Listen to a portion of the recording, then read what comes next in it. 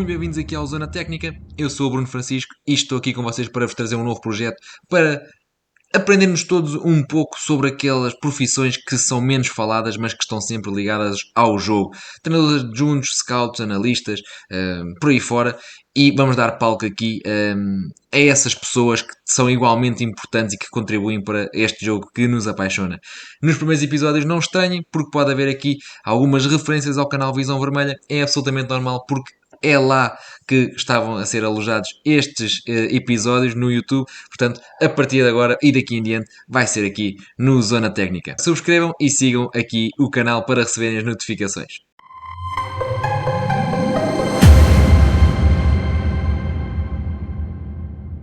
Ora, muito bem-vindos aqui a mais uma entrevista do canal Visão Vermelha. Já sabem, eu sou o Bruno Francisco e agora tive aqui uma ideia que foi basicamente dar aqui algum... Não é que seja um palco, mas basicamente dar aqui alguma exposição a algumas profissões que estão sempre ligadas ao futebol e já sabem que aqui no canal do Visão Vermelha eu gosto muito de ir analisando as questões mais táticas, mais técnicas também do jogo. E então pensei, por que não falar com o treinador de guarda-redes, por que não falar com o diretor desportivo, com o analista, com o scout, pessoas, preparador físico, por exemplo, pessoas que trabalham todos os dias ligados ao futebol, àquilo que nós acabamos por gostar muito de acompanhar, mas que há muitas vezes não se fala tanto dessas funções que são muito importantes e que sem elas não acontecia tudo o resto. Portanto, hoje, como podem ver, tenho aqui o Ricardo Pereira, é o nosso convidado de hoje, treinador de guarda-redes, já com passagem por vários clubes, entre os quais o Benfica, também já passou pelo Legia da Polónia, Nottingham Forest da Inglaterra, Independente Del Valle no Equador. Portanto, agora atualmente no Valladolid em Espanha e ele lutar pela subida de divisão para a La Liga outra vez. E pronto, muito bem-vindo, Ricardo.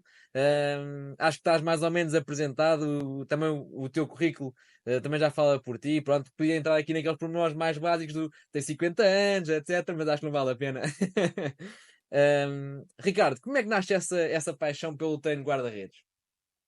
Olha, Bruno, antes de mais, muito boa tarde. Agradecer-te muito o convite e dar-vos os parabéns por esta iniciativa, pelo que é o vosso projeto, que eu tive o cuidado, como faço sempre, de dar uma vista de olhos, de perceber com quem ia falar, e o que é que vocês têm feito. E também, não estou os parabéns por referires a minha idade, pese ter-me sentido na plenitude das minhas capacidades, mas ter de me cuidar muito, porque elas não matam, mas moem, e são Pois. muitos derramados por dia. Portanto, o que tem sido a minha rotina de vida nos últimos anos, e desde que deixei de jogar e passei para este lado. Mas dar-te sim também os parabéns por te lembrares desta área, que é uma área de facto em franco desenvolvimento, a área do treino de guarda-redes, não só em Portugal como no mundo, onde cada vez se abarca mais dimensões do jogo e cada vez está mais integrado naquilo que é o trabalho da equipa técnica. Portanto, já deixou há muitos anos de ser aqueles rapazinhos que vão ali para o canto, de fazer uns remates fora da baliza, tentar não estragar a relva, portanto, ali junto à bandeirola de canto, e o treino há muito tempo que deixou de ser isso, e o treinador de guarda-redes há muito tempo que deixou de ter esse papel. Portanto, feito esta introdução Exato. também, vou-te pedir que fez a tua pergunta, para irmos Não, direto ao tema. ia-te dizer, até porque, para quem não sabe, és psicólogo de formação, digamos assim. Entretanto, eras também guarda-redes, pronto, mas nasceu aqui esta paixão pelo treino de guarda-redes. Isto nasce porque, sim, porque jogaste ou porque sempre tiveste essa curiosidade pelo treino?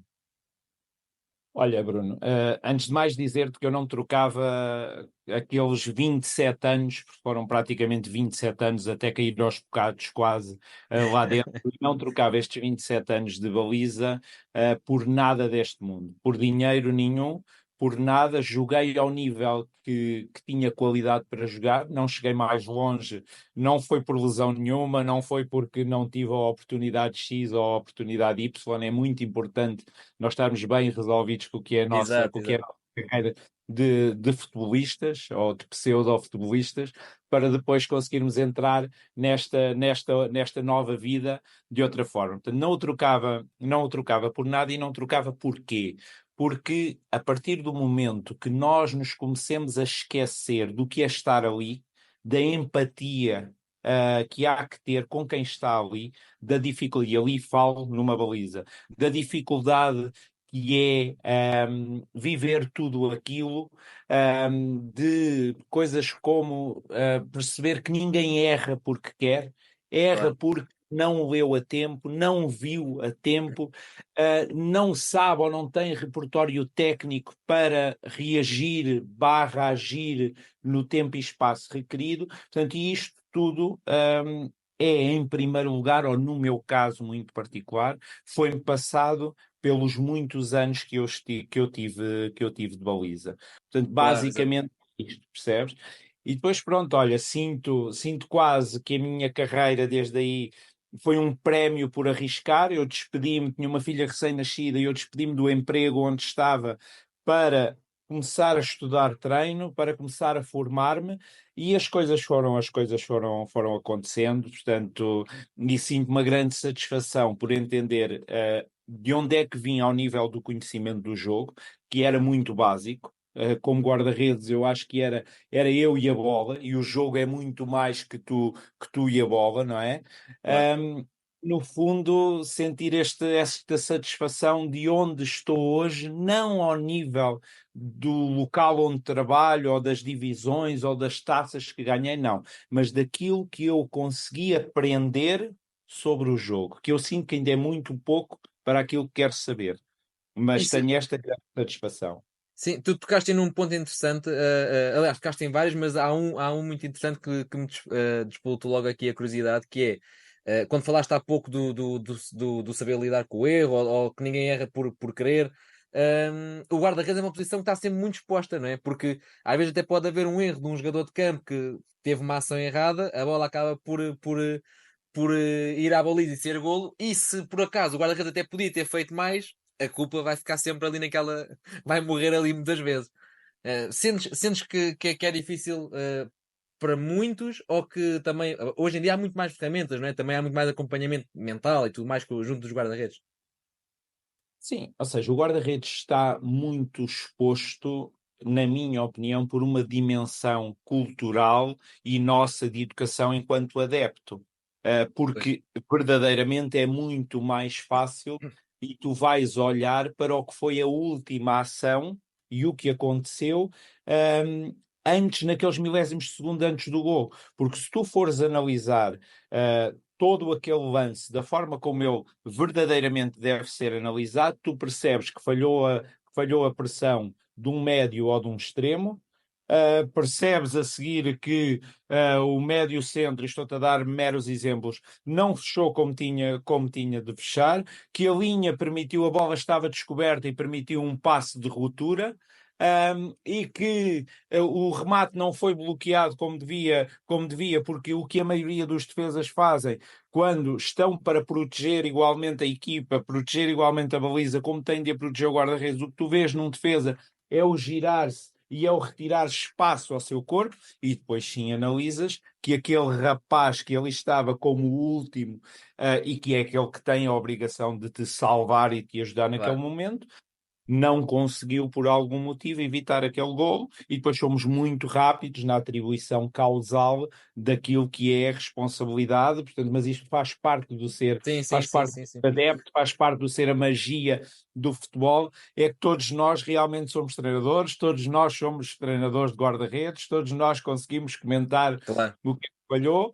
Cabe-nos a nós, é óbvio, enquanto profissionais, fazer uma análise muito mais. Há uma data de coisas que não se vê e que te permite ter sucesso ou insucesso, e que tem a Sim, sim, ver com sim, sim, sim. onde é que Sim. estavas posicionado, como é que tu te deslocaste, como é que tu travaste, se saltaste, se deste um grande salto preparatório antes do remate e estavas com os pés no ar no momento em que a bola foi, etc. Portanto, há depois um conjunto de Isso, isso, se calhar e aqui porque essencialmente quem nos vai ver, embora pelo Twitter e tudo mais, nós também temos sempre adeptos, digamos, razoáveis de outros clubes que também nos seguem e que falam connosco diariamente, mas quem nos vai ver maioritariamente vai ser adeptos benfiquistas, porque é um canal mais virado para aí.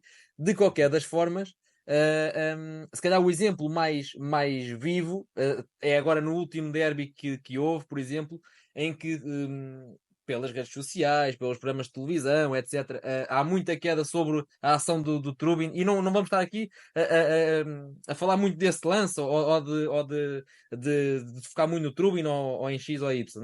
Não é essa a intenção, mas pegando isso que estás a dizer, por exemplo, há um passe muito apertado do António Silva, há uma recepção orientada errada do Bá, há uma falta de cobertura do Florentino e a bola vai acabar no Trubin que, epá, ninguém não está em questão se pode fazer mais ou não, mas há muitos erros para trás que vão entroncar nisso que estás a dizer, que lá está, é a última barreira, fica a ser muito mais exposto, mas há que analisar tudo o que está para trás, porque não é o único erro na jogada. Em relação ao Turbino, não esperes que eu vá dizer nada, Não, porque não, eu não, não. tenho respeito por aquilo Claro. que é o trabalho de qualquer colega e de qualquer guarda-redes, e, portanto, criticar publicamente para mim não Não, é não, algo não, claro. a ter. Falar bem, sim, sou sempre o primeiro para falar bem, mas as críticas guardo-as para uma análise mais privada. Mas o que dizes, eu vou pegar sim no que disseste, e que tem toda a razão, e que começa logo pelo seguinte, que é, há um passe, cada vez que há um passe atrasado ao guarda-redes, e nós se calhar mais à frente vamos falar do jogo de pés, Sim, há toda uma estrutura coletiva que tem de se articular, que tem de trabalhar, e vamos dar um exemplo concreto, que é a abertura a 1000 dos centrais, é a disponibilidade dos médios centros para virem buscar essa bola e poderem encontrar um terceiro homem, e antes, quem passa a bola, um conhecimento tático muito trabalhado da parte da equipe, e não estou a falar especificamente da situação do Benfica, claro, falto claro. daquilo que fez, por exemplo, daquilo que tivemos a oportunidade de ver agora nesta Champions. Há toda uma ideia coletiva que define onde é que o guarda-redes, em primeiro lugar, se posiciona para pedir a bola. Se o seu colega está apertado o suficiente ou não para poder chegar com a bola através de um passe a essa zona, esse posicionamento que o guarda-redes lhe deu. Porque muitas vezes o passe já é apertado e há posicionamentos do guarda-redes para poder dar uma sequência de jogo, ou há posicionamentos do guarda-redes para SOS, e onde efetivamente o que tem de fazer é limpar aquela bola e tirar dali o perigo. Portanto, tudo isto é um tema coletivo, mas que nós Claro. só olhamos, à luz, pronto, do erro, se foi erro, se não foi erro, mas E qualquer o. passo, E o qualquer passo para trás para o guarda-redes é o início de uma organização ofensiva que terá, numa primeira fase de construção, que terá de estar muito bem claro, trabalhada para que todos os intervenientes saibam o que fazer e para que possam facilitar o trabalho do portador da bola. Porque repara uma coisa, se quando um defesa central tem a bola, toda a equipa tem de se articular para evitar, se calhar, que ele dê um chutão, que até pode ser a melhor opção, porque está à procura da profundidade, uh, porque como é que tem de fazer, ou porque não fazê-lo de igual forma, cada vez que a bola é passada para o guarda-redes. Cada vez que a bola é passada para o guarda-redes, tem de acontecer 1000 coisas que lhe claro. possam facilitar ou ajudar a sua decisão. Depois ele decide. E até podem estar as linhas, como nos acontece tantas vezes, as linhas estão lá todas,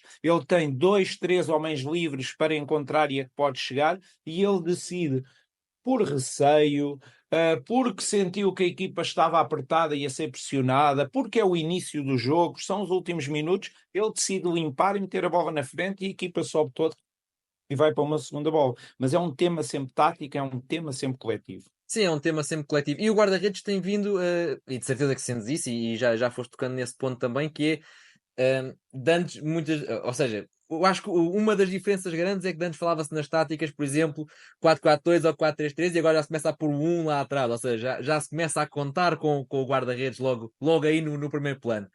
Mas o guarda-redes já não é mais visto, como tu estás a dizer, e bem, como um elemento isolado lá atrás e 10 que jogam. Agora, cada vez mais, já se conta com o guarda-redes para ser mais um de campo, e essa é uma evolução que tem-se vindo a fazer nos últimos anos, e que permite às equipas jogar ofensivamente com os 11, digamos assim. E de antes, se calhar via-se isto a nível dos grandes guarda-redes ou das grandes equipas, digamos assim, e agora não, agora já começa a ser transversal a quase todos os clubes que procuram que o seu guarda-redes também tenha alguma capacidade, pode não ser exemplar no jogo de pés, mas tenha alguma capacidade nesse sentido. Olha, para não fugirmos aqui muito também ao nosso guião, eu queria focar aqui um bocadinho a tua carreira também para as pessoas te irem continuando a conhecer. Então Tu começaste a... deixa-me só dizer-te isto, Força, ficaste força, com força, ponto força, que é, força. para uma coisa, o ano de 92, e eu penso não estar equivocado, é o ano em que muda o futebol, Hum, porque é a alteração da regra do atraso. Portanto, ok. e tu vais ver esse europeu, vais ver o jogo da Dinamarca, por exemplo, aquilo que o Peter Schmeichel, respeitando a regra, teve a oportunidade de fazer na gestão do tempo, e a partir daí e desse desinteresse que o jogo passava a ter, há uma alteração de regra. Portanto, nós vamos quase com 30 anos dessa alteração de regra. Demorou muito tempo até os guarda-redes atingirem esta capacidade. Uns têm mais, outros têm menos. Mas eu acho um desperdício total quando hoje em dia nas academias se formam os guarda-redes para saberem jogar com os pés, se saberem posicionar, saberem tomar decisões com os pés, acho um desperdício total que tu continues a jogar com 10 mais um. Tu tens, se queres ter um homem mais no campo, com 11. E esse, depois arriscas mais ou arriscas menos. Podes defender que o guarda-redes não te sai de uma posição central, por exemplo, e só te bascula um bocadinho para te limpar a bola e o que tu queres é ganhar a bola lá na frente. É perfeitamente lícito e é uma forma de jogar futebol e é uma forma que dá resultados. Ou podes querer tirar o teu guarda-redes da sua posição central, abri-lo na posição de um defesa central, jogar com um guarda-redes e um defesa central e já estás a ganhar mais um homem livre, que quando te saltarem na pressão passam a ser dois para poder jogar e encontrar, e tu vês isto em algumas das equipas que defendem esta forma de jogar, tu vês o guarda-redes continuamente, não é à toa que eles terminam os jogos com 6, 7 e 8 quilómetros hoje em dia, e alguns a considerável velocidade às vezes, porque eles sprintam para te dar uma linha de passe, afastarem-se da pressão, ou darem ou ocuparem a posição de um defesa central, por exemplo, ou Claro. ocuparem, falávamos muito na construção a 3. O que tu encontras hoje em dia é, muitas vezes, construção a 3 com o guarda-redes metido no meio dos dois centrais. Exatamente, sim, sim. É como Não se fosse o precisa ter. antigo livro, quase. Significa, portanto, se o tens na posição de central, significa que esse central pode-o colocar na posição de um lateral ou pode-o colocar por dentro, a esse defesa central. Se jogar entre os dois centrais, significa que esse teu médio centro já te vai poder ir para trás da primeira linha de pressão do adversário e é mais uma opção. Portanto, por que não jogar com 11 quando os nossos jogadores têm capacidade para jogar? Porque pode não haver esta capacidade e o risco pode não compensar os ganhos, é uma decisão de cada treinador, mas os guarda-redes hoje em dia estão capazes, e tu vês em muitas equipas, de fazer este trabalho. Portanto, Claro que sim. desculpa, mas eu não podia Não, lançar estás à vontade, estás à algo vontade. demasiado apaixonante para não te dar a minha Estás opinião. à vontade. E frisaste bem Schmeichel no Euro de 92, que inclusive a Dinamarca foi campeã da Europa nesse ano, se não me falha a memória. Portanto, sim, fizeste tu muito bem, estás à vontade sempre para ir falando comigo também. Olha, a tua carreira como treinador de guarda-redes, ou seja, acabas a carreira como jogador, começas como treinador, a carreira que começaste ali no Real Massamá, mas rapidamente chegaste ao Benfica. Logo, epá, eu vi pelo 0-0, confesso, mas é logo em 2012, 2013 que assumes aqui no Benfica e depois estiveste aqui há alguns anos, inclusive partilhando aqui equipas técnicas com o Hélder Cristóvão e com o Renato Paiva também. Uhum. Como é que é para alguém que, lá está, como estavas a dizer e bem, que acabou a carreira já tarde, começou a formar-se então para ser o melhor profissional possível naquilo que é uma paixão também. E em pouco tempo chega a um clube que é um dos líderes da formação em Portugal, digamos assim. Uhum. Bom, olha, aí só uma pequenina correção, mas que não a podias Sim, sim. saber, mas que é, eu estou no Benfica, ou já estou no Benfica e ainda continuo a jogar. Portanto, a Ah, paixão, ok. como eu te dizia, era tanta, portanto, que dava treino e a seguir ia eu para o treino, até sentir que, de facto, as energias, eram para ser guardadas muito mais para o treino deles do que para o meu, e já me custava, e já me ia acontecendo, mas joguei mesmo até cair, até não poder mais, já como treinador de guarda-redes. Tive esta oportunidade bonita, que eu considero algo muito importante, que é, eu era quase a minha própria cobaia. Nunca mais fui o mesmo guarda-redes do ponto de vista de análise depois de começar a estudar treino de guarda-redes. Eu recordo que nessa altura em Portugal não havia ainda treino, não havia ainda cursos oficiais de treinador de guarda-redes. Nós tínhamos de recorrer a empresas privadas, tínhamos de agarrar na mochila às costas, vai dormir nas residenciais mais esquisitas, comunitárias, tu possas imaginar, na Escócia, porque foi onde eu fiz alguns dos meus cursos. E porquê isto, Bruno? Porque eu senti que o nível a que joguei, um, e os próprios conhecimentos não me permitiam ser o melhor profissional possível, mesmo com estes 27 anos de baliza. Passei muitos anos sem ter treinador de guarda-redes. Quando tive, eram pessoas muito dedicadas, mas que também não tinham tanto nível de conhecimento, o que é normal para o nível em que eu Claro. estava a jogar, distritais, terceira divisão.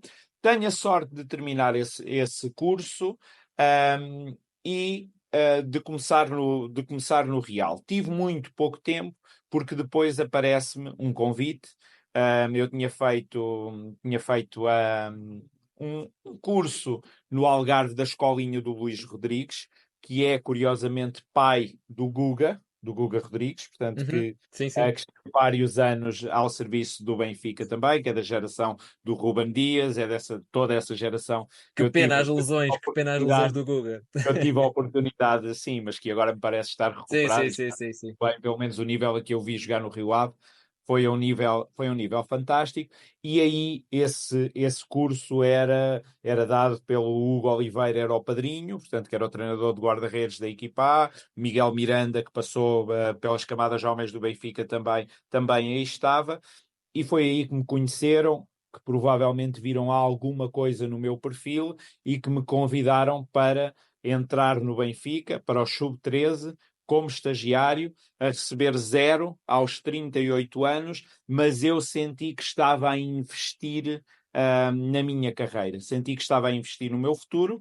que mesmo não recebendo nada, eu não podia deixar passar essa oportunidade, porque eu sentia que ia para uma das melhores academias do mundo e onde de certeza absoluta que não sairia pior treinador de Pois, guarda-redes do exato. que, do que estava a entrar. Sabia muito pouco, portanto tenho uma gratidão tremenda, por aquela pela academia do Benfica, portanto, pela formação, por tudo que passei ali, portanto, treinadores principais, treinadores de guarda-redes, lendas do clube, que nós tínhamos a oportunidade de partilhar o balneário e de estar ali com ele, os próprios guarda-redes, pelo seu nível, ensinaram muito, muito, muito. E eu passo de jogar no Distrital e na terceira divisão para fazer umas peladinhas à quarta-feira e poder dar umas porradas no Senhor Shell, que tiveram a oportunidade de entrevistar, de ter de dar a vida porque jogava na equipa do Mister Chalana, com quem tive o grande prazer de fazer equipa técnica, estar na mesma equipa técnica que ele durante 3 anos, no Sub-17. E isto passo de um ponto para o outro. Portanto, estes anos no Benfica, para mim, acabadinho de chegar, muito verdinho e a começar, foram 5 anos praticamente de doutoramento. Saber Pois. estar, saber representar um clube grande, avaliar potencial, tomar decisões baseadas em potencial, sobretudo, a gerir expectativas de jovens, porque nem todos, mesmo estando no Benfica, iam lá chegar, trabalhar em função das etapas de desenvolvimento daqueles jovens, olhar para o que era um jovem no sub-17, ou seja, entre os três guarda-redes, havia coisas que tinham a ver com a sua maturação física e que o trabalho tinha pequenos detalhes onde diferenciava.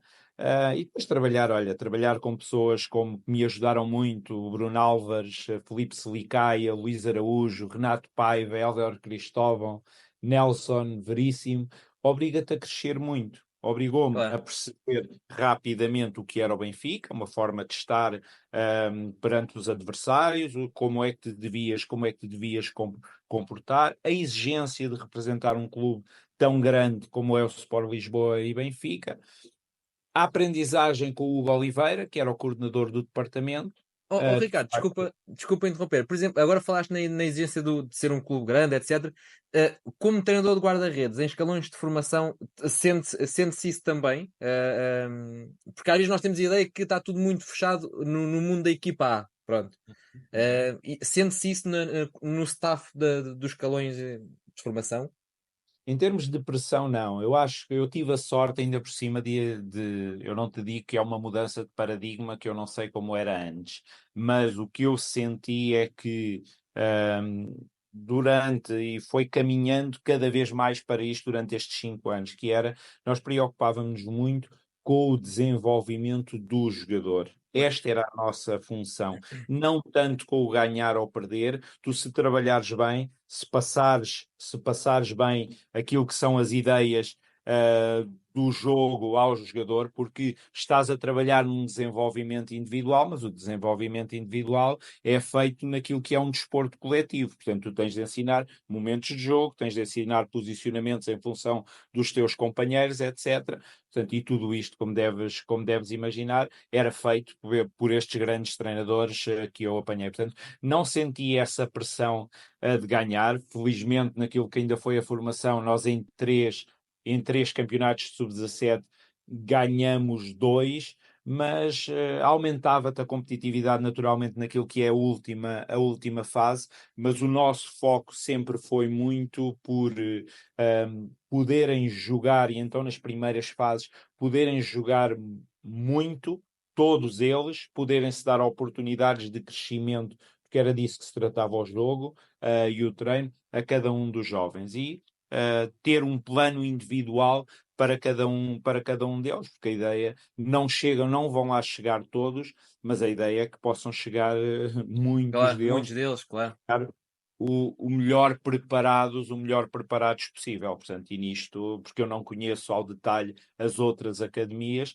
mas nisto a Academia do Benfica, pelo, Sim, pelo e nível dos isso seus vê-se. profissionais, faz Isso grande. vê-se no documentário que depois, entretanto, saiu agora na Amazon, do Factory of Dreams, e vê-se os psicólogos, sociólogos, tudo, e tudo muito a falar para o bem-estar e para o desenvolvimento pessoal, não é? E não tanto, às vezes, do atleta em si, mas da pessoa. E vê-se isso muito, muito focado nesse documentário, e depois, claro, tendo, porque, aliás, a formação não deixa de ser formar uma pessoa também ali. E ainda para mais jogadores que vivem 24 horas ali dentro. Muitos Mas deles. repara, eu acho que uma das coisas que mais tem de orgulhar qualquer uma das academias, e nós estamos a falar da do Benfica, mas qualquer uma das academias e eu posso dar outros exemplos, e até Uhum. te dou. Vamos pensar num Ruben Dias, vamos pensar num Bernardo Silva, vamos pensar em muitos desses jogadores. É tu sentires, é cada uma das pessoas que trabalhou e que esteve com eles durante as suas etapas do desenvolvimento, desde os cozinheiros, desde as pessoas responsáveis por passar aí com eles as noites, etc., desde os treinadores, desde os psicólogos, desde os nutricionistas, e perceberem que eles hoje em dia não são só referências do futebol a nível mundial, mas são também homens extraordinariamente bem formados e grandes profissionais, muito preocupados com aquilo que é a nutrição, muito preocupados com aquilo que é o seu bem-estar pessoal, muito preocupados com aquilo que vão publicar nas redes sociais, que sabem que vão influenciar milhões de outros jovens. Portanto, além de tudo o que é o rendimento financeiro que estes jogadores vão dar ao clube, eu acho que tem de ser um orgulho para quem veste a camisola da academia enquanto formação de homens, tem de ser um grande orgulho para quem participou no processo no passado, Claro. e quem participa nele neste momento no presente. Claro. E depois daí acabas por fazer, lá está, lidaste com vários treinadores, mas depois iniciaste a tua experiência no estrangeiro e já tiveste até com o Sapinto também, salvo erro, pelo que eu consegui ver também. Mas nesses que tu lidaste no Benfica, acabaste por conseguir ir para o Equador com o Renato Paiva e acabam por fazer praticamente história, né? Ou história lá no Equador com o Independente Del Valle. Como é que isso acontece? Como é que se aceita um convite do Equador de repente, que para todos os efeitos é aquele país que ninguém se lembra de ir assim de repente quando se fala de futebol, não é? Principalmente saindo de Inglaterra. Olha, Sim, deixa-me exato. dizer-te isto que é. Eu não trocava, fui eu que tomei a decisão, estava na equipa B, e fui eu que tomei a decisão de ir desbravar mundo, porque basicamente quem passa pela Arábia Saudita, Bélgica, Polónia, Inglaterra, Equador e agora Espanha, vai desbravar mundo. E eu sou-te sincero, eu não trocava por estes 7 ou 8 anos da minha vida no mesmo clube pela oportunidade de todas estas vivências pessoais e profissionais que eu tive. E o Ricardo dizia uma coisa engraçada que era para a sua equipa técnica: vocês precisam ter muito mais mundo. E ele tinha toda a razão, porque faz-te olhar para as situações de outra forma, e vais enchendo uma mochila de experiências, não só naquilo que são as tuas capacidades técnicas, as tuas capacidades táticas, entendes? Vais enchendo a mochila com muitas coisas, que eu não trocava por nada. Já treinaste aqui vários guarda-redes, vários jogadores, não é? Um deles voltaste a reencontrar agora no Valladolid, aqui o André Ferreira, que já o tinhas apanhado no Benfica também, certo? Sim, verdade, Certo. verdade. Como é que é reencontrar um jogador? Ou seja, tu vês o André menino, em pleno crescimento, não é? Ponto é que está o orgulho de um treinador de guarda-redes quando formou um guarda-redes ou lidou com o treino de um guarda-redes e depois o apanha ao mais alto nível. É óbvio que a relação com o André Ferreira, para mim, sempre foi, eu nunca o escondi sequer publicamente, uma relação especial, porque foi, se eu bem me recordo, o primeiro guarda-redes que eu recebi no Benfica, que não estava lá Pois, ainda, e que nós fizemos todo o processo de scouting, nós, departamento de guarda-redes, todos nós vimos, etc. O André veio do Nogueirense, recordo, e ajudou-nos nessa época a ser campeões nacionais, portanto, com a geração do Gonçalo Guedes, com aquele grande gol no Olival, exato. portanto, primeiro título nacional nosso enquanto equipa técnica e enquanto aquela geração. E o André chega e com muita vontade, mas em pleno processo formativo, e depois várias pessoas passaram e ajudaram o André nesse processo formativo, não apenas eu. Portanto, ele depois esteve com Miguel Miranda, se bem me recordo, nos Júniores, esteve comigo na equipa B, esteve com o Fernando Ferreira na equipa B, e depois o André acaba por sair, primeiro em vários empréstimos, e depois seguiu a vida dele. O que é que eu te posso dizer em relação, e dizer-te que há este carinho, porque eu recordo-me de o André chegar a Lisboa, e passado poucos dias foi o seu aniversário, e o André ia passar o aniversário sozinho. Eu agarrei no André, Pois. ele veio o André a jantar, portanto, porque era o seu aniversário, passado poucos dias de chegar a Lisboa, e senti que isto era algo Que era que era importante. importante para o André chegou, isto a título de histórias e de anedotas, com umas luvas, se não estavam rotas, para aí caminhavam, e eu disse, tu não vais disputar de certeza absoluta a fase final de sub-17, portanto, com essas luvas, e fomos comprar umas luvas, passa a publicidade HO, e no final dessa época de juvenis já o André tinha um contrato de não sei quantos anos com a HO, que a HO lhe ofereceu, portanto pude ser um espectador privilegiado e um interveniente neste processo de desenvolvimento do André. Nem todos vão poder ficar no Benfica, isto é muito claro, por variedíssimas razões, mas a nossa grande felicidade é de facto eles poderem viver do futebol e serem profissionais, e é isso que se passa com o André Claro. hoje em dia, com uma carreira bonita que está a fazer. Portanto, passando àquilo que se passou agora. Olha, eu vou-te contar, pronto, nós fizemos um processo de scouting, precisávamos de um guarda-redes. A decisão acaba por recair no André e é uma decisão coletiva do clube, não apenas minha, porque eu procuro ser muito criterioso. Eu observei mais de 15 guarda-redes que nos foram oferecidos ou propostos para vir para o Valladolid, e todos nós concluímos que a melhor opção seria o André Ferreira. Portanto, não há aqui uma opção de coração. Há Claro. aqui uma opção racional, como eu acho que as coisas devem funcionar no futebol profissional. A vantagem é que eu conhecia a pessoa André muito bem e sabia o que é que podia contar jogando ou não jogando.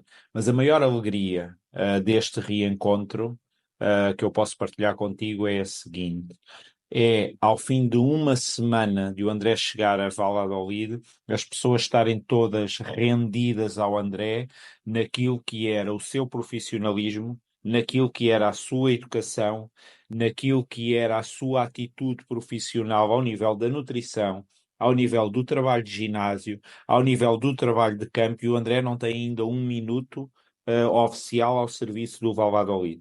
E as pessoas vinham-me comentar, ou eu ouvia comentar, que o grande profissional que nós tínhamos, tínhamos assinado, e isso eu acho que tem de deixar o André muito feliz, tem de deixar os pais do André muito felizes, mas tem de deixar também quem o formou, e o Benfica fez parte dessa formação durante 4 anos, muito, muito contentes, porque é uma marca, nós não deixamos de ser estrangeiros, eu e o André num país vizinho, e todos nós vamos marcando o que é ser português. Aqui nem se trata de ser Claro. Benfica, Sporting, Porto, Braga, o que seja, não é? Claro, claro, claro. A deixar uma marca enquanto portugueses. E daquilo que me é relatado, não houve um jogador português, e já passou por aqui também o Jota, por exemplo, de quem se fala muito bem.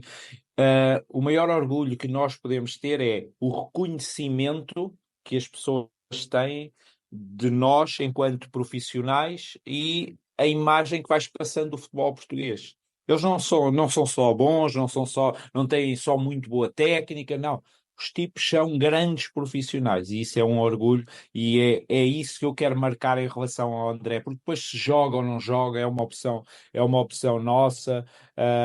Portanto, ao André cabe fazer as coisas que está a fazer muito bem, que é controlar esta frustração de não jogar, é ter capacidade de trabalho mesmo não jogando, é analisar diariamente todos os vídeos que eu lhe envio do seu treino e crescer com isso, é cumprir religiosamente o plano de ginásio que nós entendemos para o André não estando a jogar, e em função das avaliações que fizemos quando chegou do Granada.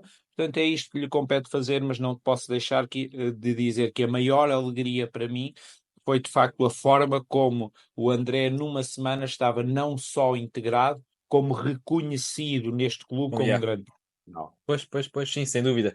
Outro guarda-redes que tu convidaste de perto, acaba por não ser tanto em treino, já me confidenciaste isso, mas também mais a nível de jogo, foi a questão do Ederson, quando treinava na A, mas vinha jogar a B, aquele processo ainda de transição de uma equipa para a outra. O que eu te Uhum. quero perguntar sobre o Ederson é que eu pelo menos tenho essa visão que ele acaba por ser aquele protótipo do guarda-redes que se procura mais ou menos por toda a gente agora, que é excelente no jogo de pés, tem um bom controle da profundidade, entre os postos também é competente, portanto, uh, como é que é lidar de perto, ou seja, embora seja em ambiente de jogo, vocês tiveram logo a noção que estava ali um guarda-redes que poderia vir a ser um exemplo no futuro, ou que poderia vir a atingir o patamar que ele atingiu, que atualmente é o melhor do mundo, pronto, atualmente. Ou Pelos é prémios. muito Vale o que difícil. vale. Vale o Para que mim, vale. Sim, eu sim. acho que é muito difícil reconhecer o melhor do mundo, porque o Sim, melhor sim, do mundo sim. tem a ver com o contexto onde tu estás Claro, claro, inserido, claro. Aquilo serve vale ou o que não, vale. Vale se o que vale serve aqueles ou prémios, sim. não. Eu acho que quem diga, é como se quando se fala tão precocemente, quem diga uma coisa destas, eu não sei se está 100% seguro. Tanto que os jogos do Ederson pela equipa B, quando nós estávamos, tiveram um nível razoável para tu teres ideia. Portanto, não foram de nível de Impressionantes. Sim. a equipa B estava a servir ao Ederson num determinado propósito, porque é para isso que ela serve, mesmo numa época que foi tremendamente complicada para nós, uma época em que nós lutámos até à última jornada para não cairmos, portanto, que para mim também foi uma grande experiência, porque era o meu ano de futebol mais de aproximação ao futebol profissional e sénior. E o Ederson, a equipa B, cumpriu esse papel para ele. Percebias algumas coisas, percebias a sua facilidade em passar longo, que era tremenda, percebias a forma, eu acho que o Ederson é um produto da sua forma de estar na vida, Ok. relaxado, tranquilo. A partir daí vem tudo o resto, com o que é o talento, com o que são as capacidades físicas e técnicas, e com aquilo que é um casamento perfeito ou um fato feito à medida que lhe permitiu atingir o seu expoente máximo como guarda-redes, ofensiva e defensivamente. O Ederson está num contexto, e por isso se pagou tanto dinheiro com ele, onde os seus atributos servem perfeitamente, mas os atributos não servem sem muito trabalho. Este Ederson não pode ser também o mesmo do Benfica. Teve de desenvolver um conjunto de capacidades de entendimento do jogo diferentes daquelas que o Benfica daquela altura lhe pedia. O Benfica de certeza absoluta que não queria sair tão curto, não queria sair tão no risco, como neste momento lhe é solicitado. Depois, pá, tem capacidades notáveis, que é, mesmo estando muitas vezes muito profundo na baliza, muito metido na baliza, uma redução, a capacidade de explosão e de aceleração em curtos espaços é tremenda, e isso faz com que, num futebol cada vez mais rápido, aquilo que são as solicitações do guarda-redes no espaço, e o que são as solicitações do guarda-redes no espaço? Cruzamentos, por cima, por baixo, um contra um e situações de controle de profundidade. Ora, o Ederson, as suas capacidades físicas ajudam-no muito a ter sucesso aqui. Depois, se decidir bem, se trabalhar Claro. com qualidade, como seguramente trabalha no Manchester City e trabalhou no Benfica. Tudo isso vem ao de cima. Portanto, tive o prazer de estar aqui, mas não, já como te disse, e tive a oportunidade de Claro, claro, explicar. claro. Portanto, o Ederson estava a trabalhar na equipa A com o Hugo Oliveira nessa altura, e baixava para cumprir um propósito que era dar-lhe minutos e prepará-lo para o próximo patamar, e Claro que que sim. acabou por ser, que foi assumir a titularidade na equipa A do Benfica, e o resto é história, e uma história bonita para o Benfica e na carreira. E E na na carreira carreira. do Ederson, claro, claro, claro. E todos os que se cruzaram com ele também, certamente, acaba por ser sempre bom, não é? Ver o que é que o jogador depois vai alcançar. Queria-te falar também no Ochoa, porque e lá está, já falamos antes numa chamada de tipo briefing, e o Ochoa parece ser aquele guarda-redes que em clubes não fez assim uma carreira a nível de nome do clube tão impressionante quanto isso, apesar de ser uma boa carreira. Contudo, a nível de seleções, brilha sempre cá Mundial e é sempre dos guarda-redes mais badalados nessas grandes competições. Ele é extremamente, entre aspas, baixo porque, porque se vive agora, não é? Tipo, 1,83 m não se vê todos os dias. O próprio Diogo Costa não é muito alto. O Ederson também não é propriamente uma torre. E mais exemplos haverão. Qual é que é a tua opinião sobre isso, sobre a altura do guarda-redes? Isso é uma questão sempre muito debatida, com muitas opiniões. Eu não te sei dizer se são só 1,83, o corpo, se não será mais 1 ou 2 centímetros, vamos andar aí para os Ok. 1,84, 1,85, e depois tem um cabelo mais ou menos como Exato. era pai e filho, como podes imaginar, na Bélgica, quando entrávamos para o aquecimento, ainda assinei uns autógrafos a acharem que era o Ochoa, Olha, boa. e afinal era o Ricardo Pereira. Pelas parecenças da Juba. Mas o Ochoa tem, além de eu achar que não é bem o 1,83, é capaz de ser mais um ou Ok. dois, pois é o Ok, que é. ok, pronto, ok. Tem umas mãos desproporcionais para aquilo que é o corpo. Portanto, aquelas defesas incríveis que vês no Mundial, é a ponta do dedo que aquilo nunca mais acaba. Portanto, para o que é a estatura do Ochoa. Opa, e pronto, e já que falamos nele, dizer que é um senhor do futebol mundial, portanto, humilde, trabalhador, muito inteligente, conhecedor das suas qualidades, mas também das suas dificuldades, e joga em função disso, e toma decisões e tem posicionamentos em função disso. Isto para entrar já naquilo Claro, que é a tua outra pergunta. Vá ver uma coisa. Onde é que há a altura que nós precisamos, não podemos comprar tudo também o que nos dizem ou tudo o que se torna lei. Onde é que entra, em que momentos do jogo do guarda-redes, quase que te pergunto a ti, Bruno, sim. onde é que entra como capacidade muito importante a estatura?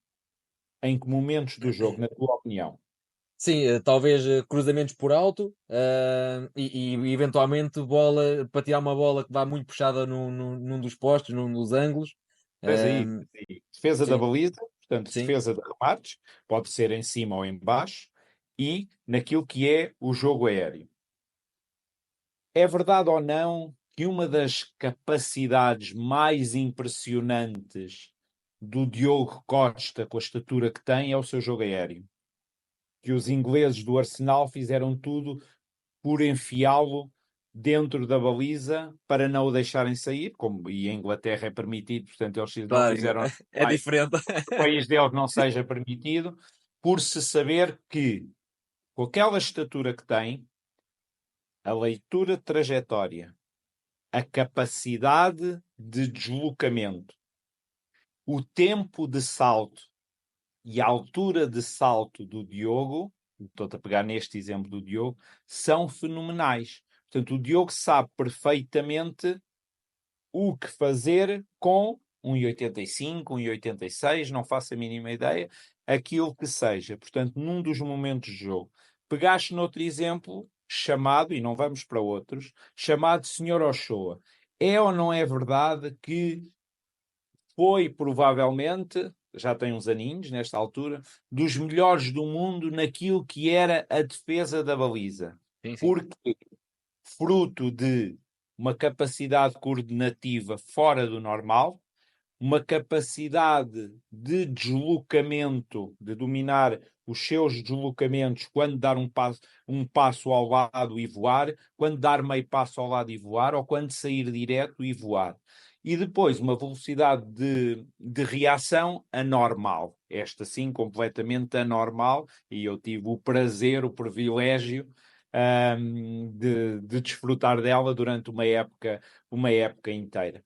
Portanto, tens aí a resposta. É uma questão de dimensão, dirão alguns, de tudo o que é a capacidade de chegar mais longe. É verdade, mas tu encontras guarda-redes de estatura muito elevada que não têm a capacidade de mobilidade e deslocamento deste. E num futebol tão rápido como ele é hoje, tu não consegues chegar, mesmo tendo 2 metros às vezes, direto da posição em que estás, marcar um apoio e voar. Tu precisas de ter coordenação, mobilidade, agilidade, domínio do teu corpo para lá chegar.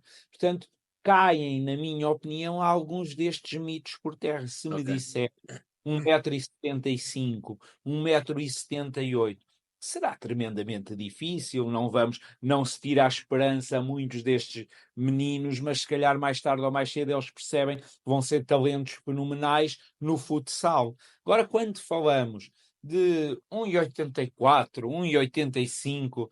Alguém vai dizer que o Jens Sommer é mau guarda-redes? Pois, claro, sim, é verdade. O que é que eu sou? Quais são as tarefas? Qual é a influência que a altura do guarda-redes? No outro dia assisti a uma entrevista fabulosa, longuíssima, como eu tive a oportunidade de lhe dizer, de quase 3 horas, do Artur Moraes. Ok, O Artur, para mim, foi uma grande referência, das maiores referências que passaram pela baliza do Benfica, do ponto de vista de tomada de decisão. Ora, aqui está alguém muito grande, mas que igualmente conhecia muito bem as suas limitações, vamos chamar assim, que para mim, visto de fora durante 5 anos, sentado nas bancadas do Estádio da Luz, não desfrutei dele durante 5 anos, mas durante os anos em que foi titular do Benfica, fielmente ali estava Ricardo Pereira, Verdinho como treinador de guarda-redes, a aprender. Foi onde eu mais aprendi, se calhar durante esses anos, foi a ver Artur Moraes a decidir e a posicionar. E o Artur não era muito rápido do ponto de vista de deslocamento. pois, Era do mais rápido que eu vi na minha vida, pensamento ok. e na velocidade de interpretação.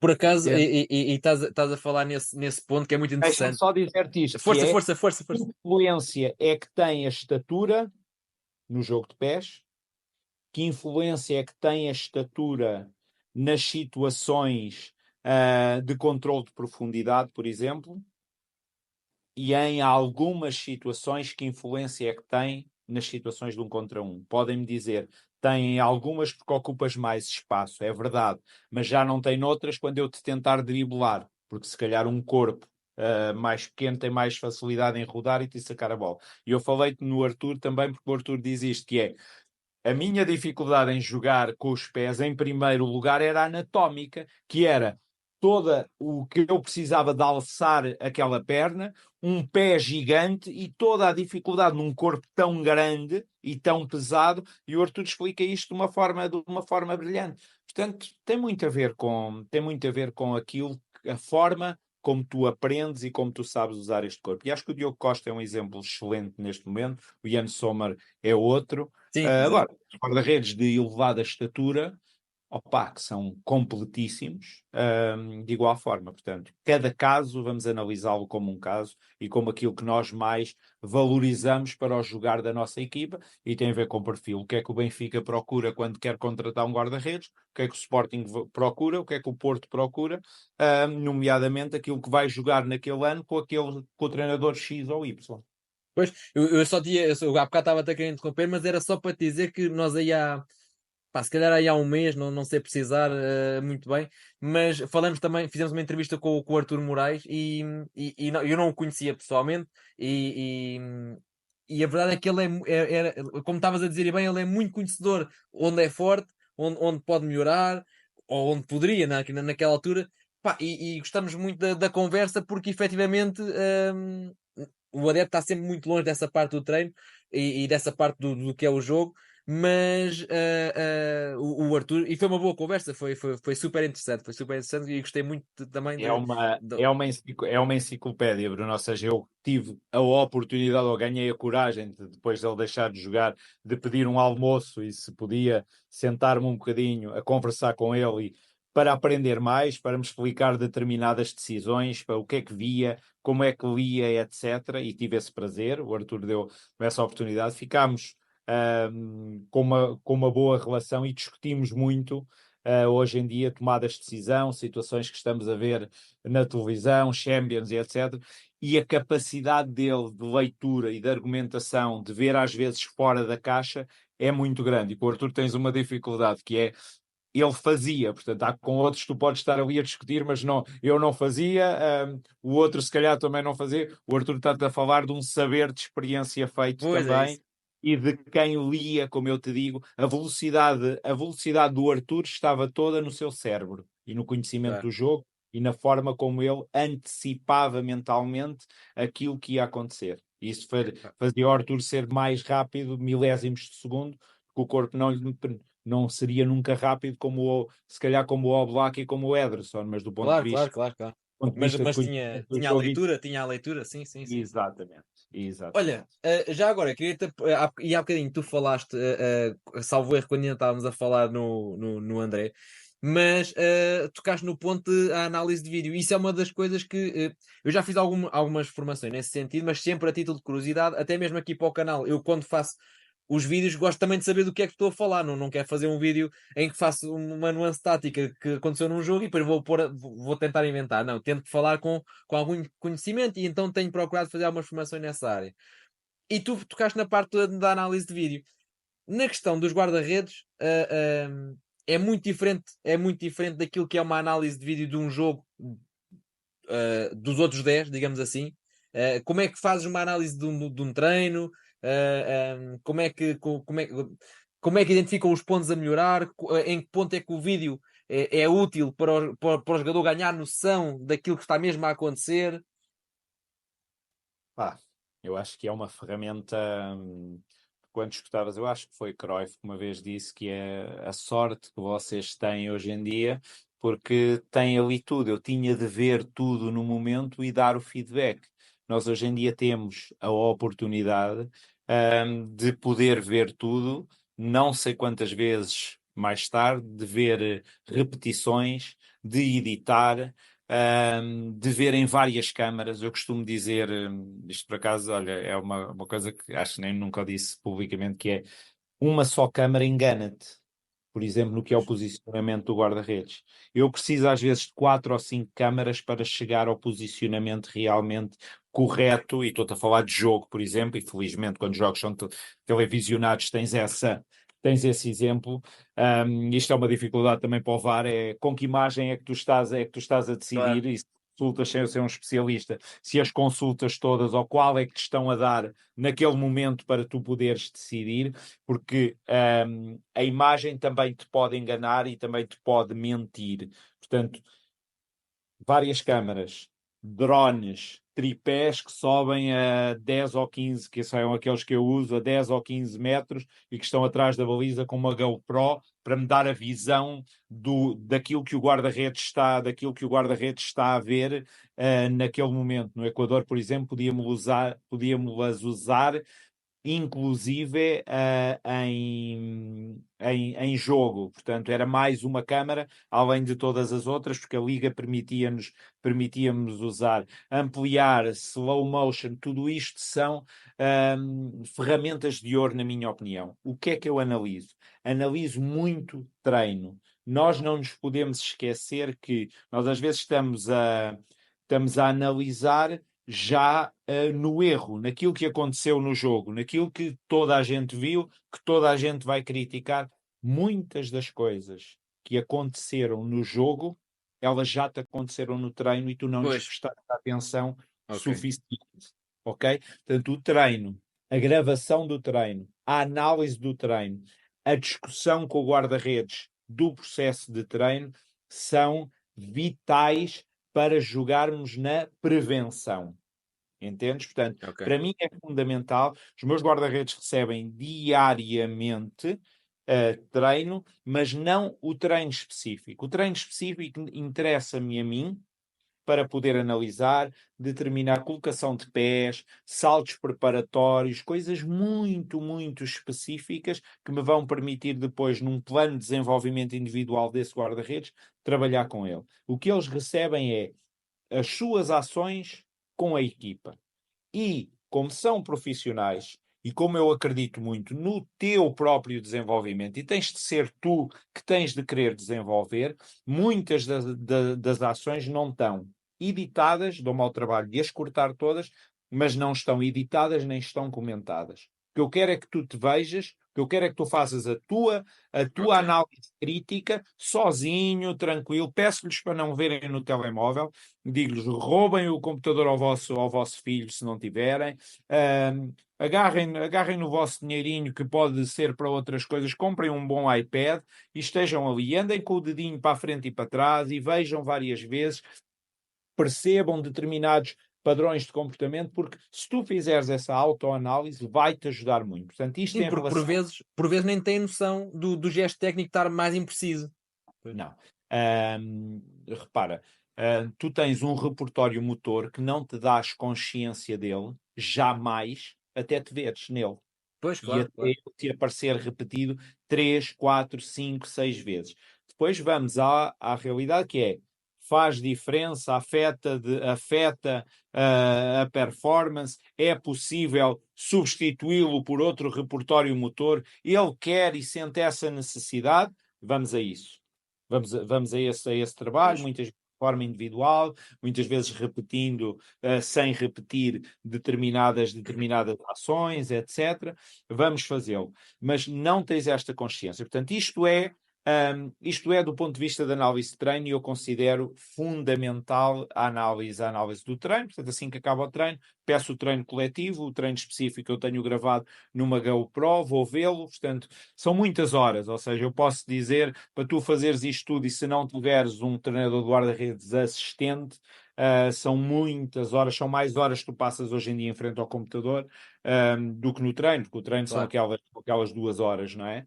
claro, Que claro, tu, claro. que tu ali estás. Depois, análise de jogo, com as sensações do guarda-redes. Para mim é muito importante que aquilo seja uma partilha, uma discussão. Porque é muito fácil eu chegar ali, o jogo todo comentado, etc., e fazer o meu julgamento.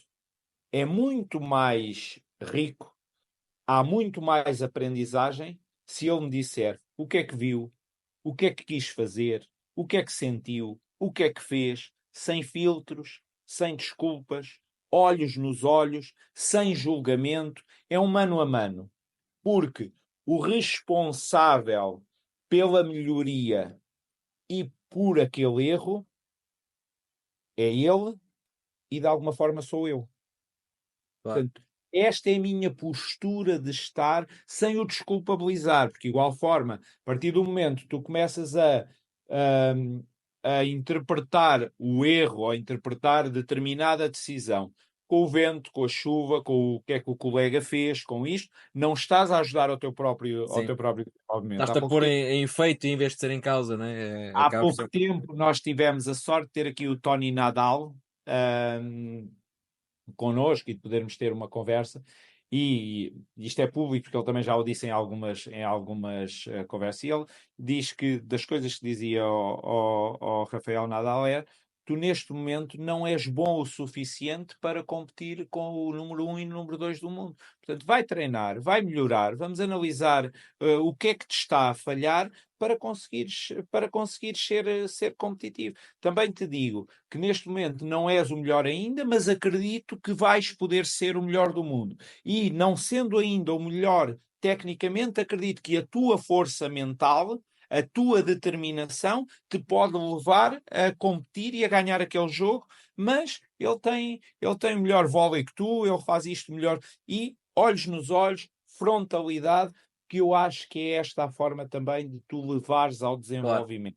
Porque os paninhos quentes, o companheirismo só, eu, por exemplo, não fazia isto antigamente. Eu hoje não tenho qualquer problema em agarrar no aquecimento de jogo, e se me saírem 2 ou 3 golos e se me saírem na gaveta, saíram. Porque quando entrar para dentro do campo daí a 15 minutos, ninguém o vai perdoar de lhe meterem a bola dentro da baliza no primeiro minuto. E são claro. coisas que tu vais aprendendo com a tua evolução. Portanto, mas dizer-te isto, a análise do jogo falei-te também. Depois, o olhar para, naquilo que é a análise do jogo, o olhar para o jogo do guarda-redes como um fenómeno coletivo. Porque a tua decisão de sair ou não sair, de fechar mais um poste ou fechar mais o outro, Sim. É influenciada pelos colegas também. da distância dos teus colegas, do É. posicionamento do teu colega, do timing de chegada dele, tudo isto vai te influenciar. Portanto, não se espanta, isto no futsal faz há muitos anos, que um guarda-redes que confie no seu companheiro e que sinta que aquele remate vai ser bloqueado de sair na direção dele, te dê meio passo para o outro lado, porque tem a obrigação de cobrir mais a baliza daquele lado. Portanto, tudo isto tem de ser analisado no que é o jogo do ponto de vista coletivo. Portanto, se nós nos focamos só na ação do guarda-redes, não o estamos a ajudar. Porque é desta forma que eu também vejo o treino, percebes? Que é, Ok. isto é coletivo. Há coisas que tu tens, há ali uma responsabilidade individual de cada um, mas é um jogo coletivo e, portanto, nenhum deles joga sozinho e nenhuma equipa, como nós sabemos, joga sem guarda-redes. Portanto, do ponto de vista de análise do próprio guarda-redes ou da forma como é feita a análise do jogo, é isto que eu faço, corto as ações todas, as diretas e as indiretas. Para mim é uma grande decisão tu não saíres, por exemplo, Ok. porque o saíres era uma decisão errada, portanto, e não foi uma ação direta. Se nós nos circunscrevermos aos 2 minutinhos em que ele tocou na bola, porque muitas vezes é isto que te reportas, eu para Sim, teres noção, exatamente. eu chego a cortar o primeiro corte em bruto, tem 20 ou 30 minutos. Num jogo de 90 minutos, ele só tocou na bola, eu garanto, 2 ou 3 minutos. Sim, sim, sim, sim, sim, sim. Mas há que ir muito mais longe para os poder ajudar e para nós não lhe apresento, como é óbvio, estes 30 ou 40 minutos, aquilo depois vai tudo trabalhadinho em função também da mensagem que quer passar, do feeling que lhe quer passar, da forma como o quer fazer sentir. Portanto, eu acho que Porque o depois há vídeo, esse lado mental também, não é? Também. tudo, Bruno, quando tu começas a trabalhar muito com vídeo, tu percebes que estás a contar uma história. Estás sempre a contar uma história sobre o adversário, estás a contar uma história sobre o jogo do teu guarda-redes. Eu já cheguei a trocar imagens de lugar, não ter o jogo cronologicamente e saber como é que quero acabar aquele clipe de 2 minutos. Ok, sim. Estou a perceber. Entendes? Yeah. Portanto, vou-te contar outra história e provavelmente vais-me falar da análise do adversário e de como é que a fazemos. O, o relatório de guarda-redes adversário, por exemplo, que é algo que eu faço há muitos anos e que faço, olha, que no Equador fazia três a cada semana, porque durante 6 meses nós jogámos 3 vezes por semana, e eu fazia 3 relatórios. O guarda-redes a análise do guarda-redes adversário é literalmente para mim contar uma história aos meus avançados.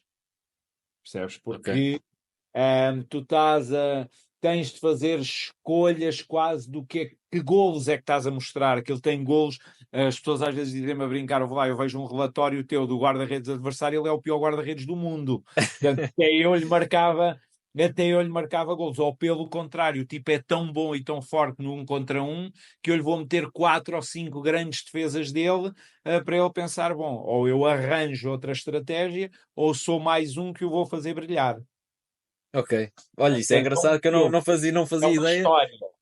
Estás a contar uma história e é muito engraçado porque passa a ser para avançados criteriosos, e isto é uma partilha que eu faço aqui, por exemplo, nós temos o Álvaro Negredo neste momento Uhum, e o Álvaro tem uma carreira feita, não é? claro. Ah, está aqui com a mesma paixão de um menino e está aqui a receber tudo o que eu lhe possa fazer chegar sobre o guarda-redes adversário. Ele bebe tudo, vê tudo, pergunta e quer discutir comigo. Opa, e tem uma carreira feita e é uma estrela e uma referência em Espanha. Ahm, Onde cada vez se para o autocarro, até os polícias pedem para tirar fotografias, Claro. portanto, com o Álvaro. E para teres noção, isto passa a ser para eles quase como uma droga. Quanto mais souber, para alguns deles, quanto mais souber, mais preparado me sinto. Então, Ricardo, essa questão que estavas-me a dizer, e bem, de que é contar uma história, não é? Eh, essa avaliação eu não fazia, ou seja, na minha ideia, e se calhar na ideia de qualquer adepto, o treinador de guarda-redes serve ou está isolado a treinar os guarda-redes. E o que me acabas de dizer é que também tem aqui uma convivência muito especial com os pontas de lança ou com os avançados da própria equipa, porque acabas por passar essa informação tendo em conta as lacunas, as possíveis lacunas de um guarda-redes adversário, certo? Sim, ou seja, é quase logo como começámos esta conversa em relação ao que é o papel do treinador de guarda-redes. Repara, o papel do treinador de guarda-redes hoje em dia, estará sempre circunscrito àquilo que o treinador quer dele. Se quiser muito, terá muito. Se quiser pouco, terá pouco, O que me parece que não beneficia de ninguém. O treinador de guarda-redes é um treinador adjunto hoje em dia, é mais um assistente que ele tem ali, com especialização naturalmente no trabalho do treino do guarda-redes e na preparação do guarda-redes, que, como eu te disse, não joga sozinho. Portanto, nós temos, e é por isso que a nossa própria carreira, repara, tu para conseguires fazer hoje em dia o nível máximo de treino de guarda-redes, que é o FA Goalkeeping, tu tens de ter no mínimo o FAB. Portanto, mas quanto mais Ok. tiver, melhor para a tua própria formação. Não é que os cursos, não te vou dizer que os cursos te ensinam a treinar. Para mim, tu aprendes a treinar treinando. Os cursos foram importantes, deram-me algumas ferramentas, mas as maiores ferramentas que eu tive foram no campo, a No experienciar, terreno. a errar e numa sala com toda uma equipa técnica, onde tu estás a discutir treino, onde tu estás a discutir jogo. Portanto, do ponto de vista daquilo que é a análise, repara, como é que eu vou treinar um guarda-redes se eu não sei, ou se eu não soubesse, como é que o meu treinador quer sair nos pontapés de baliza, como é que o meu treinador, o que é que o meu treinador quer do seu guarda-redes no momento em que é feito um atraso. Se eu não souber como é que aquele adversário, em termos padrão, me salta na pressão, se eu não souber quais são os padrões de ataque daquele adversário e como é que vai estar a minha linha defensiva em termos de altura, porque o meu guarda-redes, eu posso dizer ao meu guarda-redes para estar, eu quero-te muito alto no campo, controlar a profundidade. Como é que eu lhe posso dizer isto se o treinador antes disse à linha defensiva que os quer a defender na linha da pequena área? Isto não faz Pois. sentido. Portanto, Não. toda esta articulação hoje em dia tem e é feita naturalmente em qualquer uma ou na esmagadora maioria das equipas técnicas. Portanto, quando tu olhas para o adversário, além desta especificidade que eu já te disse e que tu falaste, é quase o melhor amigo dos avançados.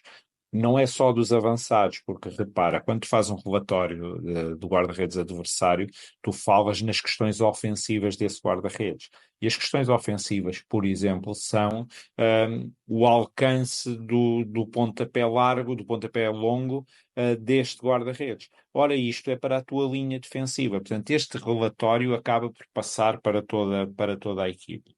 Há um ponto que eu Pois. quero fazer que eu acho que é muito importante, que é eu acho que nós, treinadores, devemos estar na posse de toda a informação e mais alguma. Temos de ser muito criteriosos na informação que passamos. Há muita análise de vídeo, há muita coisa que é feita que nós também fazemos para o nosso próprio ego. Entendes? Que é eu fiz, eu preparei. Não. A informação está lá, deve ser passada quando, na minha opinião, muitas vezes quando o jogador a solicita, ou seja, informação complementar, informação extra. Como é que é o comportamento do guarda-redes adversário, por exemplo, nos livres diretos? Mas o jogador que vai bater os livres diretos quer ou não quer essa informação? Entendes? Claro. Certo. Solicitou-te ou não? Porque senão estamos a cair num excesso e estamos a trabalhar também um bocadinho para o nosso ego. Ele já tem tanta informação na cabeça. Agora, eu tenho a obrigação de saber o que é que nós vamos fazer para tirar proveito das fragilidades do adversário e para contrariar os pontos fortes do adversário. Portanto, e tenho de saber isto do ponto de vista coletivo. Porque é que eu quero a informação em vídeo? Para decidir como é que eu vou treinar. E o que Claro. eu vou treinar também não é isto desta forma redutora. O adversário cruza muito. Então eu vou trabalhar toda a semana cruzamentos e eles fazem um golo num remate fora da área. Não, não tem a ver com isto. Nós deves proporcionar milhentas oportunidades durante a semana de experienciar aquilo em contextos competitivos. E o menos fechado e o menos analítico possível. Agora, resumindo, o que é que eu quero saber sobre o adversário? Os seus padrões de comportamento ofensivos, defensivos, como é que transita e nas bolas paradas. Se for possível, aferir tudo isto. Como é que eles me vão saltar na pressão ao guarda-redes e onde é que eu posso encontrar o homem livre? Padrões de ataque organizado, último terço, situações de cruzamento que é completamente diferente no trabalho e naquilo que tu vais, nem algumas indicações vais dar ao teu guarda-redes, alguém que cruze da linha final, alguém que cruze amiudadamente da linha da grande área, ou alguém que te cruze do vértice da área. E cruza-te o vértice da área, quem é que aparece para esse cruzamento maioritariamente? Pois. É um pé direito ou um pé esquerdo? Mas tudo isto, repara, eu sei esta informação toda e eu não a passo ao guarda-redes. Eu treino em função treino durante a semana algumas vezes isto, Claro, mas claro, treino claro, claro. um treino meu de 45 minutos hoje em dia, porque é assim que eu vejo o treino desta forma, eu vejo o treino desta forma, tem os momentos todos do jogo. Todos, não é? Hoje é o dia do cruzamento, amanhã é o dia do remate. O jogo não é isto. No jogo não há o jogo do cruzamento, o jogo do remate. Na formação acredito e defendo que se partam os momentos para melhor entendimento. Eu em 45, 50 minutos trabalho todos os momentos do jogo em contexto de imprevisibilidade, sem saberes nunca o que é que vai acontecer e em contexto de competitivo, ok? E cada vez mais, esta é outra função, outra dimensão do treino de guarda-redes, cada vez mais se defende que se tu puderes ter os jogadores, nós estamos a fazer isso aqui hoje em dia, que é, eu já não treino ou tento não treinar só com os guarda-redes, aqueles 2 ou 3. Ou trago 3 ou 4 mais da formação para poder jogar em termos competitivos, ou, e cada vez já falei isto várias vezes com o treinador, estamos a começar a trazer, e vamos começar a trazer cada vez mais, os jogadores da equipa B, por exemplo, para nos participarem em exercícios que nós queremos criar. Portanto, o treinador de guarda-redes, e para teres noção, por exemplo, os cursos de treinador, o meu curso de treinador de guarda-redes na Escócia, eu não sei como funciona em Portugal, não tenho o mínimo conhecimento, mas o curso foi todo ele o treinador de guarda-redes, como é que tu trabalhas num 5 um 5 contra 5 mais 2 guarda-redes em Claro. cada uma das balizas. Portanto, e qual é a tua capacidade de dar feedback à tua linha defensiva para ajudar o teu guarda-redes? Portanto, este claramente que é o futuro, porque o jogo é desta forma. Portanto, mas em termos de Sim, sim, adversário, sim, sim. é muito isto, é analisar padrões, misturar tudo aquilo e decidir como é que nós vamos treinar para contrariar e para tirar proveito. Claro. E tu agora já tocaste em muitos momentos do jogo, mas gostava de, e até nos cruzamentos, e lá está, que foste falando aí bem, que se calhar é daqueles momentos até que o adepto nota mais, porque naquilo que é a defesa da baliza, se calhar há sempre aquela na visão do adepto mais comum, se foi bem batido, se foi mal batido, se podia fazer melhor, se não podia. Mas os cruzamentos está sempre muito, muito visível, porque é se apanha ou se não apanha a bola, ou se falha ou se não falha a bola. Mas há um outro momento que é os penaltis, que é muita gente diz que tem sorte, muita gente diz que não tem sorte.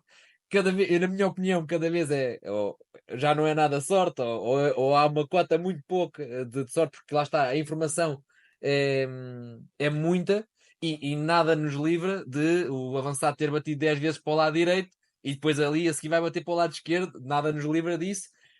A minha pergunta é no sentido: quanto é que é talento e trabalho e tudo isso do guarda-redes e quanto é que é o feeling do momento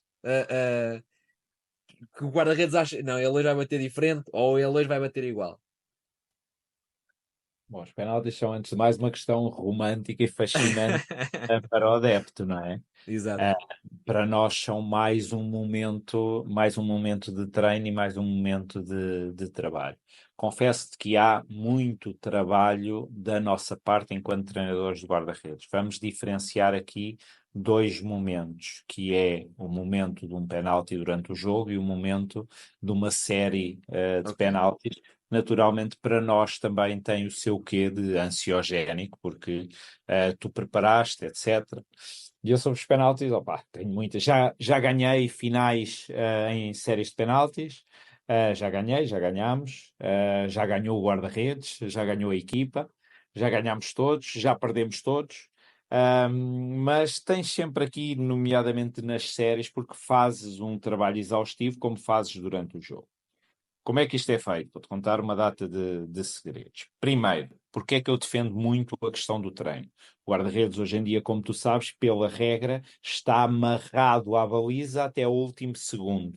Portanto, tu hoje em dia perdeste um bocadinho de amplitude num penalti no canto, porque o teu pé do lado contrário ao lado em que te lanças fica um bocadinho para trás para poder ainda estar a tocar na linha, Pois. nomeadamente se quiseres atacar em diagonal. Portanto, tudo isto é trabalho. Podes fazer uma grande defesa e ele vai ser anulado uma, duas, três vezes, porque te mexeste antes. Portanto, tudo isto é uma questão importante e que o guarda-redes tem de dominar.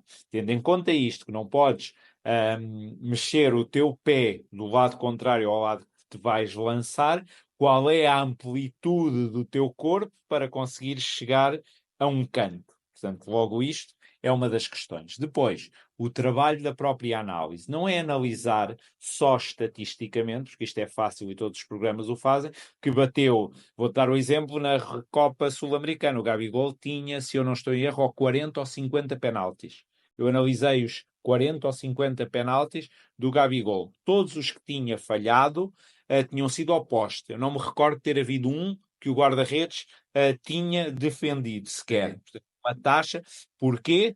Porque caminha de uma forma desesperada e de uma forma que a nós nos desespera e vai esperar pelo movimento do guarda-redes. São aqueles penaltis em que o guarda-redes, de igual forma, tem de esperar por ele, porque qualquer movimento que lhe dês, ele vai Ele bater para o outro ele lado. está a ler, ele está a ler. Tens a outra jogada, que ficaram célebres, nomeadamente no último europeu, penso eu, ou no último mundial, do contramovimento do guarda-redes, que te vai enganar, eu vou para aqui, mas ainda tenho força suficiente para ir para o outro lado. Portanto, estudo sem dúvida, perceber o comportamento padrão ao minuto 90, o comportamento padrão em séries de penaltis e durante o jogo, o que é que aconteceu no último penalti, com que frequência é que troca, mas depois dar ao guarda-redes, depois de lhe dar estas ferramentas e lhe passar naturalmente os penaltis, dar ao guarda-redes a tomada de decisão que às vezes já vai tomada do seu quarto de hotel, ele já analisou o vídeo que lhe foi enviado, ou já o discutimos, e ele já na minha cabeça está isto. E naquele momento ele sente, não é isto, eu vou arriscar aquele lado. E está tudo bem. Entendes? Portanto, Pois. respeitar a decisão daquele. Apresentaste-lhe um padrão, apresentaste-lhe uma tendência, ele sentiu alguma coisa naquele momento, ou aquele jogador esperava e ele decidiu enganá-lo, porque um jogador que espera, que até te dá um saltito antes de rematar para ganhar, porque estes milésimos de segundo são fundamentais, que é aquele em que o guarda-redes se E mexe um ela vai se bocadinho, mexer. mexe a sobrancelha. Nos bons marcadores, o guarda-redes mexeu a sobrancelha e ele já lhe vai dar para o lado contrário, onde ele mexeu a sobrancelha. Portanto, tudo isto são muitos detalhes, e depois tens a série de penaltis. Eu, por exemplo, nas séries de penaltis, já contei isto, mas eu, por exemplo, pouco falo com o guarda-redes ou pouco lhe mostro numa série de penaltis. Eu não preciso de estar com caderno nenhum, não preciso de lhe relembrar nada. Há meia dúzia de sinais entre eu e o guarda-redes, se ele não se lembrar de quem é aquele batedor, onde eu lhe vou dizer, de acordo com a minha análise e com o meu corpo a uma grande distância, ou com o facto de estar sentado ou de estar em pé. Eu estar sentado ou estar em pé tem um significado para o meu guarda-redes, Ok. ok? Contar um monte de segredos. Portanto, não preciso de estar com sinais nenhuns, porque as câmaras de televisão estão em cima de ti, tu sabes que foram analisados. Há um sinal se ele não souber, se ele não se lembrar. Depois, a decisão é completamente dele. Agora, eu acho que tem de haver este estudo, e eu confesso que faço este estudo quando se aproximam séries de penaltis, além de o fazer para o jogo, mas no jogo são 2, 3 batedores, no máximo, apesar de estar preparado para se bater alguém que não estava previsto, eu também o sei, e aí entram outra vez estes sinais, porque eu não lhe passei o do jogador número 5 que podia bater, e naquele dia vai bater esse. Mas há uma análise exaustiva e há de igual forma para as séries de penaltis. Aquela que me deu mais trabalho foi essa do Maracanã, por exemplo, porque foram muitas horas onde eu tomo a primeira decisão, que é este tipo, e escrevo, este tipo vai bater para ali. É a minha primeira decisão. Depois a decisão vai ser dele. Mas eu preciso de ter, no caso do Flamengo, eu tinha de 30 jogadores, os 30 que já tinham alguma vez, que jogavam no sub-19 ou no E sub-20 do batiam Flamengo, penaltis. já tinham batido um penalti na vida, eu tinha este registro.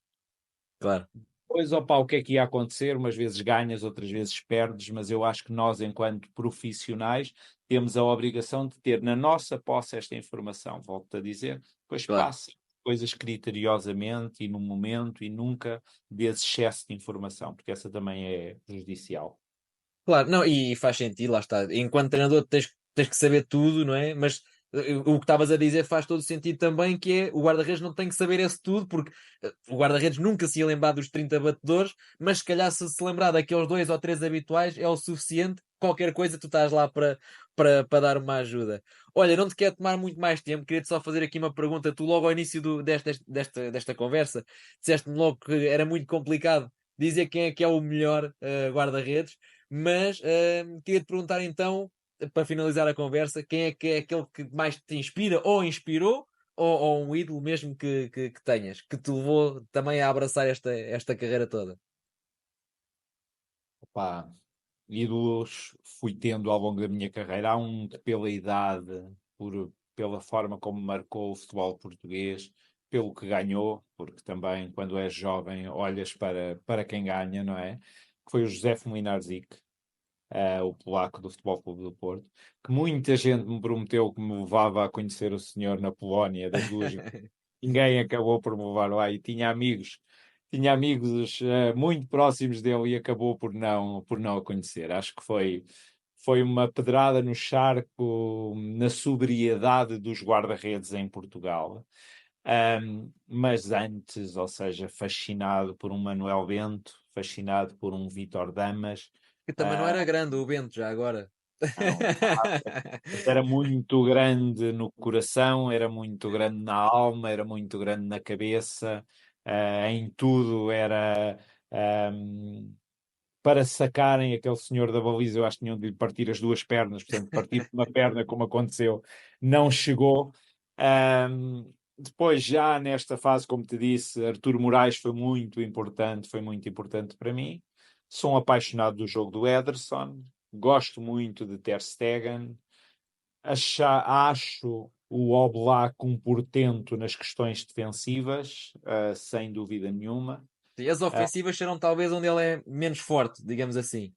sim, mas que tem a ver, como te digo, Mas já também o enquadramento, lá está, do Atlético de Madrid, exatamente, sim, com sim, isso, sim. mas nunca dificilmente seria, pois Claro, nunca vou dizer nunca, mas nunca seriam um Ederson, ou nunca seriam dos melhores do mundo. mas também não é estimulado para tal, não é?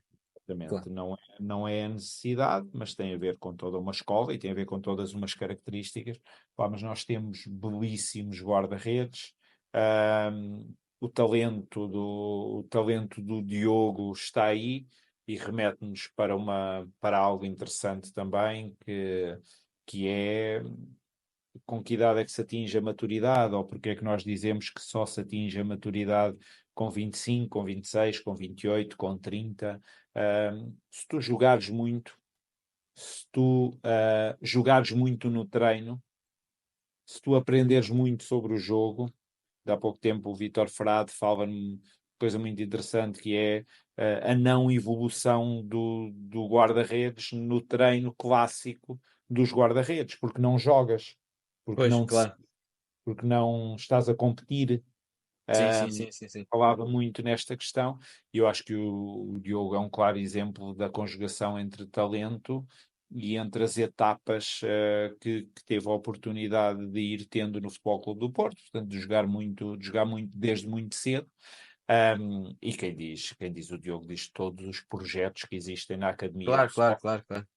Benfica, onde é importante estabelecer um caminho, depois têm de fazer o seu caminho e têm de Sim, mostrar que estão ou, não, ou se são ou não são capazes, mas de se lhes estabelecer um caminho, e o Benfica, como sabes, teve a oportunidade de fazer também, depois se eles claro. ficam em muitos ou não, mas o Benfica fez esse caminho com o Bruno Varela, por exemplo, que foi durante algum tempo depois titular indiscutível do Benfica, está a fazê-lo seguramente com o André Gomes, pelo seguramente com o Samuel Soares, Portanto, estabelecer um caminho, quais são as etapas que são para queimar e que não são para queimar, e dar-lhes muitas oportunidades de jogar jogos e jogar no treino. É isto que eu defendo